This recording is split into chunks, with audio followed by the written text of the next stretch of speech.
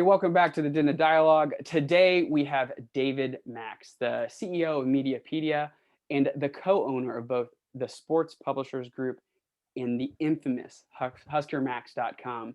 David, to get us started, would you mind sharing us a little bit about your background and your history in the industry?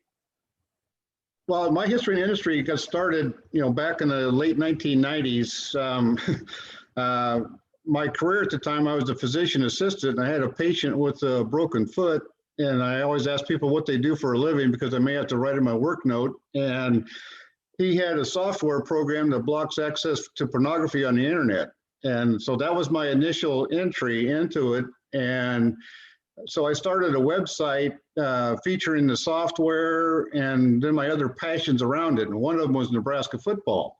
And I got approached by a group of people that were from Texas that were putting together a fans network, like Husker fans, Sooner fans, and so on.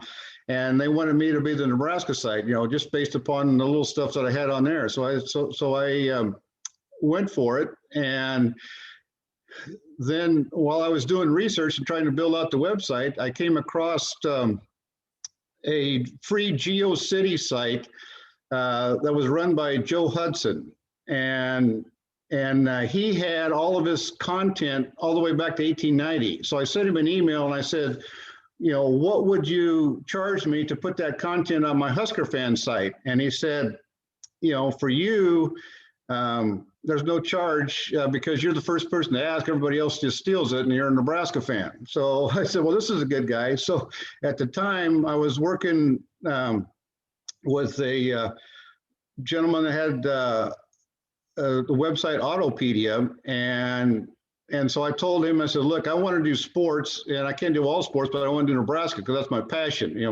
My dad bought season tickets when they built the South End Zone in 1964, and we still sit in those seats. Not this year, but we had every year prior to that. And so I created a partnership with Joe for HuskerPedia, and we launched in 1999. And at the end of the first month, we had 400,000 page views, and we peak sometimes around 10 million now in a monthly basis. So fast forward, and we got into some difficulty with my Autopedia partner, and we settled things out. And so Joe and I ended up with HuskerPedia, but during that time we had to change it to Husker Max because the previous guy actually stole the site from us, and we had to sue him to get it back. So we won the lawsuit, and we moved on, and it's been great ever since. At the same time that this was going on, we had the content, but he stole all of our traffic. So I said, how are we going to get traffic? So I said, well, that's at the same time Nebraska was going into the Big Ten. So I reached out to Big Ten websites, and the first one I reached out to was Hawkeye Nation, which was an Iowa site. And talking to the owner at the time, his name was John Miller, and he and I were kind of crying in our beer about how the major advertisers will sell it for $1 and give the publisher 10 cents. And I said, well, how are we going to compete with that? And I said, well, the only way we can do that is with volume. So we came up with the idea, which eventually became Sports Publishers Group, which aggregated a bunch of us independent website owners so that we could negotiate as a group with some of these large agencies. So we've had relationships since then with the USA Today, IMG, which is now Learfield, IMG, and others, and it's it makes a lot more difference when you're talking about 300 million impressions as opposed to 10 million impressions or 20 million impressions. Sure. So that gets everybody's attention, and so we've been doing the Sports Publisher Group since around 2014, and it's kind of grown somewhat exponentially over that time frame. And it's where you have to provide the value add, to the publisher, because if publishers want to be publishers, they don't want to be out there, tracking down ad agencies and replying to every email. I mean, all publishers get solicited all day long, every day, and they don't know which ones are legitimate and which ones are not, so Right. typically we'll make Husker Max as the guinea pig and test them out. And if they test out well, then I'll promote it to the rest of the sites, and they have the option of taking it or not. And it's worked out well over the years. And we've had the ups and downs with COVID this last year, but I think we're recovering nicely. Yeah. No, I'd say the sports industry is definitely getting back to it. Now, the start that you had in the industry is really interesting, because I don't think I've run into somebody that's gone from the medical profession as a PA and then over into the ad industry. So did you think that at a certain point, Husker Max, MediaPedia, HuskerPedia would grow as large as it did, or was it more of a kind of like a side hustle for you while you were being a physician assistant? Well, it was a side thing at the beginning, because it was more out of passion. I mean, I'm passionate about the team, and I've, through the website, I've developed relationships with people that I cheered for and admired, back in the 70s and 80s, so, the Johnny Rogers and the Vince Ferraganos of the world. And now they're personal friends. They when my mother was still alive, they would call her on her birthday and all of these things. I mean, those are priceless things that you can't get anywhere else. You can't pay for. And so there's an intrinsic benefit, to being associated with the website. And the other thing that's also been of benefit is working with a lot of these nonprofit organizations, like Tom Osborne's Teammates and Team Jack and all. I mean, they sold their first T-shirt at our tailgate in Lincoln, several years ago, and now Team Jack Foundation is raised millions of dollars for cancer research. So just to have a small part in that is a big side benefit. Yeah, that's really cool, and it's an altruistic nature to the sports publishing group and the company you've created. And then, of course, as you said, just there's a ton of passion there, and that's kind of where it all started. Well, I'll tell you another one of those side stories. We have tailgates in Lincoln all the time for our members on our bulletin board, and and a lot of the alumni chapter people come to them. And the guy from Kansas, from the Northeast Kansas chapter, came up to me at a tailgate years ago and said, "David, I got this idea." He says, "I want to have an event in Lincoln when the team is on the road and the hotels are empty, and I get sponsors to pay for the hotel rooms and get people to supply the food and everything, and I want to do it for veterans and their families. And we're going to call it Husker Salute." And cool. And he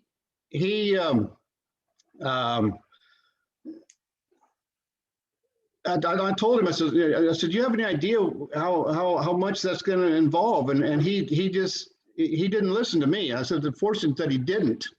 And so I think this last year, they didn't do it last year because of COVID, but they've been doing it now for 10 years. Right. And they have at least 300 veterans and their families that come to Lincoln and stay at the Cornhusker Hotel in Lincoln on a game day when the team's on the road. And so just to be a part of that is rewarding. That's very cool, and that's still going on. So every season. Yeah, they'll have it again next year. Just HuskerSalute.org. Okay, that's really cool. I'll have to check that out. So, really quick for everybody watching, could you break down where Sports Publishers Group, where MediaPedia and Husker Max sit in this very large ad industry ecosystem we have?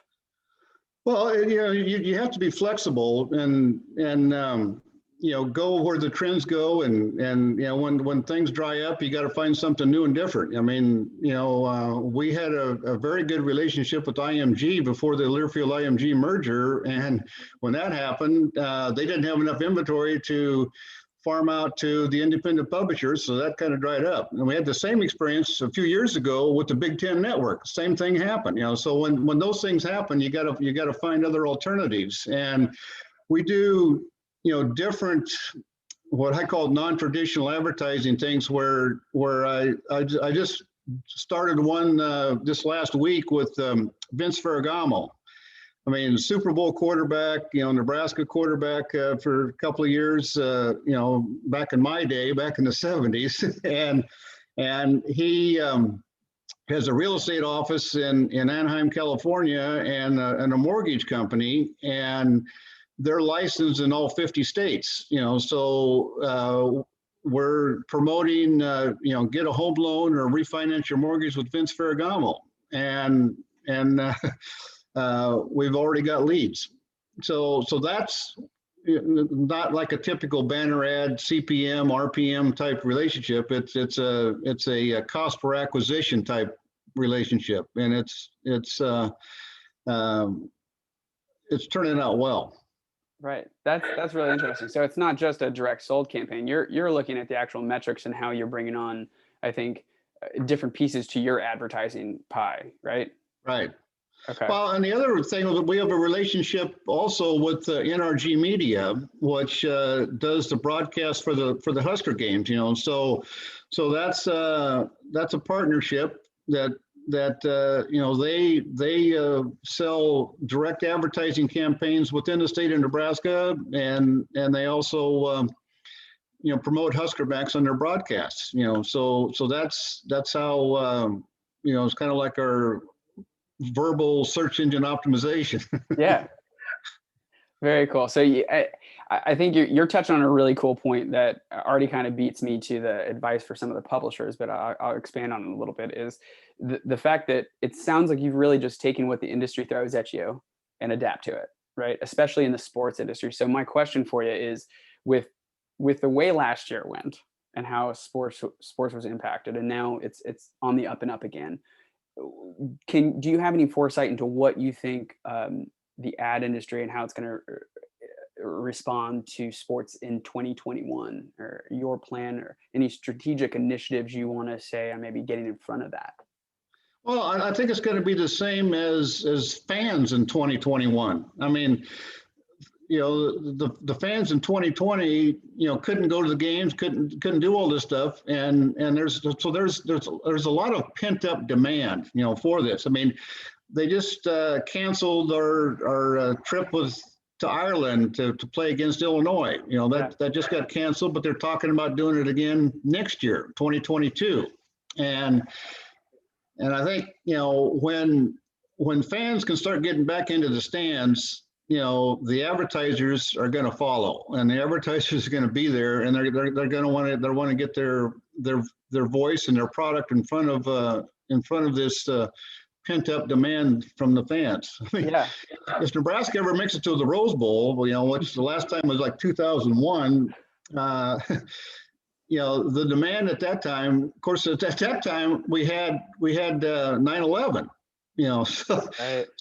So I had a whole bunch of tickets and nobody to sell them to initially, and it all turned out okay. But we have the potential for the rebound to be substantial. Yeah. And there's other things that have come on board recently.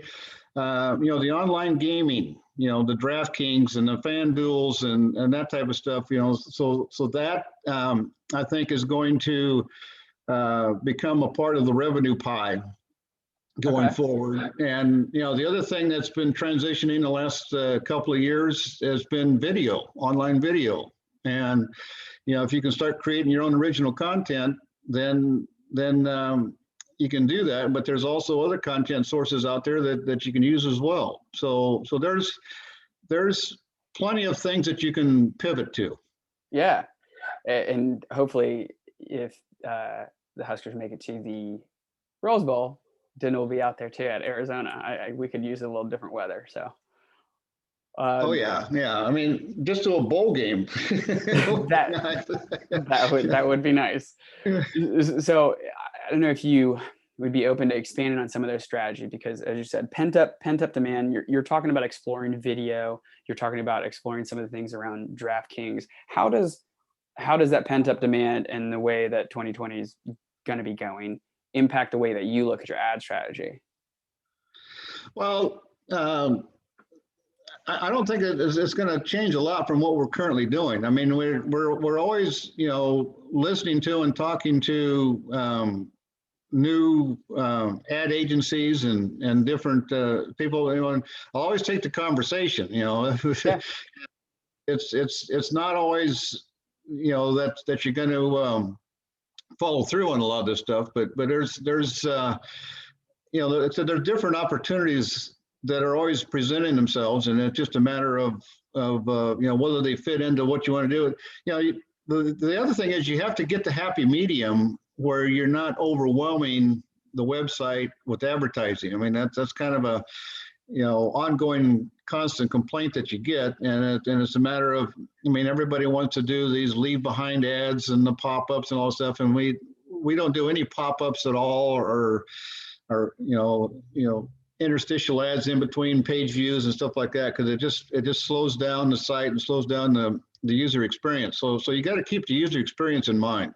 Yeah, no, that's a really good point. I think even on our side, talking with some publishers, it's almost counterintuitive. You think add as many ads as possible to a site, and it's going to make you more money. But in reality, if you maintain the user experience, if you pay a close attention to those ad density rules, having 3 to 4 ads on a page, you're actually going to do better. And I think that's something really interesting and comforting to hear from your side too. What kind of advice would you have? You kind of touched on a couple pieces already, but advice for publishers right now, and it doesn't need to be necessarily the sports industry and some of the publishers there, but as a whole, publishers navigating the ad industry right now. Any golden nuggets for them that you'd share? Well, I mean, you want to have a blend of direct campaigns and programmatic campaigns, and the more direct campaigns that you can put in there to actually compete against a programmatic, to actually create a bidding floor, because all the programmatic is done on an auction bidding basis, and if you have like some type of like 100% fill campaign that'll pay you like a small amount, like 75 cents or $1, it's worth doing it, because that way the programmatic people won't get any of that inventory. Yeah. And it also, knock on wood, it keeps away a lot of these malware type advertisers. And, that used to be a big problem, 2-3 years ago. And it's gotten a lot better. I think with the ads.txt edition, I think that's made a big difference. And setting floors on what you'll accept, because these spammers aren't going to pay $1.50 CPM to spam your site. So yeah. So that's one. And like I said, and then also depending on what the publisher content is, and if you're a hunting site or a fishing site, you want to reach out directly to the Cabela's or the Bass Pro Shops of the world and say, hey, can you hook me up with your ad agency so we can get you something that's cheaper than going through Google? Yeah, that's a really good point. I think the way that a lot of people look at programmatic and direct and house campaigns and things like that is they're separate parts of the pie. But the way I'm hearing, and correct me if I'm wrong, but you're essentially using your programmatic deals and your direct deals as almost a way to compete with each other to get the most amount of money. Exactly. Okay. Yeah. So and that's it's like I said, like this, Vince Ferragamo with Johnny Rogers. When Johnny Rogers does a thing with Medicare insurance or medical insurance, and it's to run those as with the floor price, that they get filled, but they also create a bidding floor for the programmatic people so that they can't get in there, And I do a lot of direct ads for these nonprofits at no charge, like Yeah. Team Jack. We're promoting Andy Hoffman's book, Yards After Contact, and all so that they keep 100% of the sales, so that's it's worth it. And then another thing that I do is I work with Mike Osborne, Tom's son, on the merchandise side. So Mike has a merchandise business, Nebraska merchandise business that he's had for decades. And so he handles everything, the fulfillment, the ordering, the customer service, the whole 9 yards. And I just get a revenue share, so that, and we'll run those ads to help that floor. And the other revenue stream is ticket sales. So when COVID happened, a lot of these ticketing agency companies that did it on an affiliate basis, kind of started to dry up a little bit. So it's I'm going to investigate possibly working directly with a Nebraska-based ticket broker for this coming fall instead of going through these programmatic guys on the East Coast. Yeah, smart move. All right. Well, so those are some of the things. This is the off season for us, and this is the busy season because we get prepared just like people do for the Christmas rush. The retailers. So this is our prep season. Yeah. Our spring football. Yeah. Well, and it seems like you're always kind of thinking of a new creative solution. You're trying to get ahead of the way that the season might change, and you're already thinking about like you mentioned Rose Bowl, things like that or the game over in Ireland. You're talking about 2022 already, and that's right. Like getting ahead of the season, and that's specific to the sports ad industry. But at the end of the day, I think that's probably really good advice for anybody in the publishing industry. Try to get a year ahead. Take a look at what's actually going on. With the third party cookie going away, a lot of the ID issues that we're running into right now. Yeah, and it's like I said, it's always changing, and it's always there's gonna be another IMG type entity out there that's gonna come on board and that's gonna say, hey, we've got a better mousetrap that we want you to try out. You've got to innovate, and you got to react. Yeah. Well, David, it's been awesome having you on the diDNA Dialogue. Would you mind sharing what's the easiest way for the publishers watching today to reach out to you, and then also reach out to the different arms of the company that you're operating? Well, the Sports Publishers Group website is sportspublishersgroup.com, with an S after sports and S after publisher. And, my contact is at the bottom of the page on HuskerMax.com. And, my email that I've had for 25 years or whatever is bigredmax@yahoo or Cool. bigredmax@gmail. Either one will get to me. Awesome. Sounds good. Well, I'll make sure to post that up in the comments and, of course, on the original post. David, thank you for jumping on the show. Everybody, thank you for watching. And if you have any comments or questions for David, go ahead and leave them in the comment section below. Please like the video. And if you've got any ideas on who else you'd like to see on the diDNA Dialogue, please leave that in the comment section below. David, thanks again for joining us today. Thank you.